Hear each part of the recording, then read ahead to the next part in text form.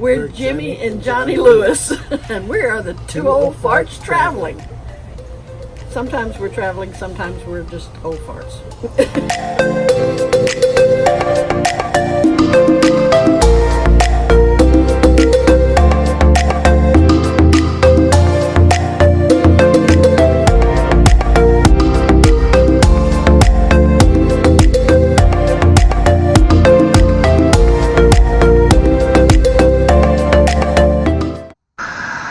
Yeah, the house was built as a gimmick, but it's a gimmick that worked.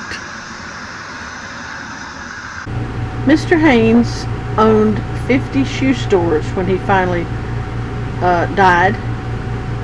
He would buy his shoes cheaply from someplace and then sell them in his stores. Well, he decided he'd build a house that was advertisement for his business, and then rent it out so people, honeymoon couples, could stay there. Dress from 1950. I thought that was nice. A very simple little dress she had hang up here. Yeah, because not everybody had had big white wedding dresses.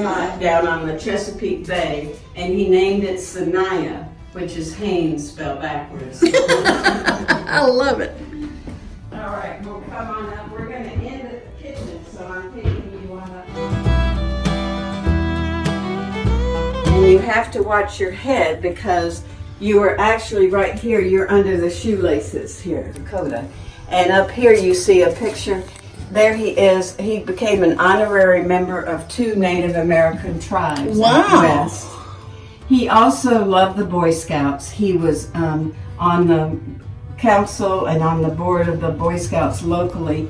He had 300 acres along the Susquehanna River. He gave to the Boy Scouts. This is a picture of Mr. Haines and his grandson at the Boy Scout Ranch. They named it the Wizard Safari Ranch, and it's still used by Boy Scouts today for Boy Scout jamborees and stuff like that.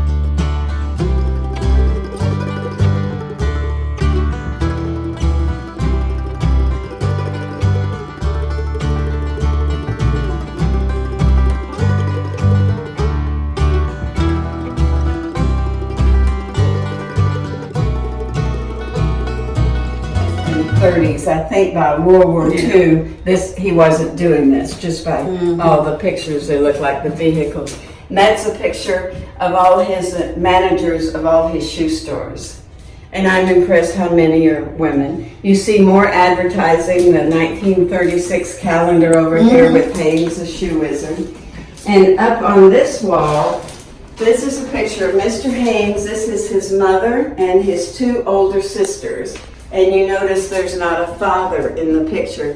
His father was killed in a horse and buggy accident when Mr. Haines was just a baby. And this is who I admire so much. His mother went down and opened up this department store on Pennsylvania Avenue in Washington, D.C.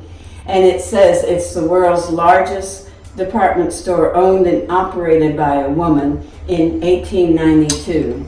So you see where he got some of his marketing skills, yeah. And it was a huge department store, yeah.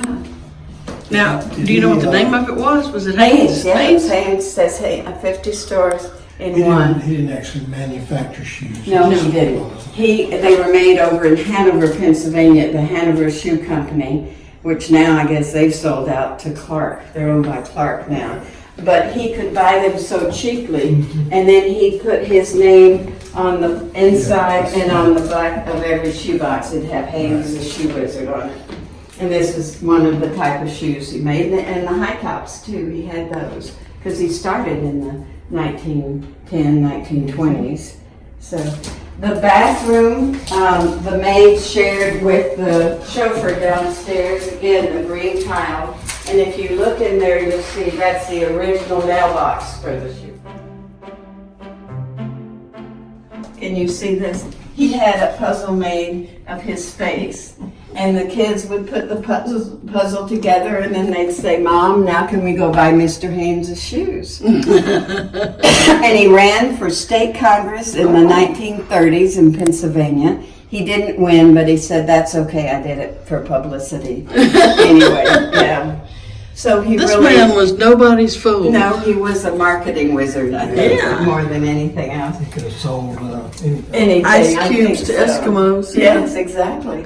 Melanie, we started opening this because she went through and found all kinds of old medicine, things like that to put in the medicine cabinet. Meloids.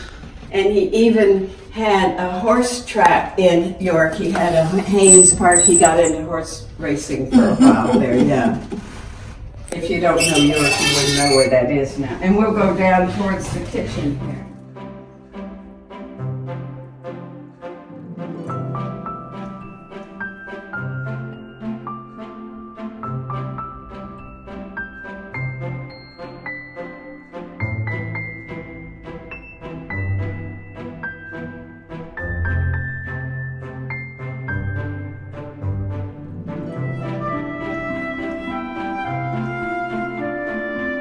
Way home on the boat, he met a woman 30 years younger than he was, named Grace Churchill from England, and they got married, and he came back to York and he built the house right across the street. But they only were living there for, I guess, 5 years. When he was 87, he developed kidney stones, went into York Hospital, and that was a success. That operation was a success, but he had a heart attack 5 days after coming out of the hospital. So he died when he was 87 years old in 1962. And I read, "Be moderate in your bad habits." What he thought were bad, and it's on the letter to the young couple too. He hated smoking.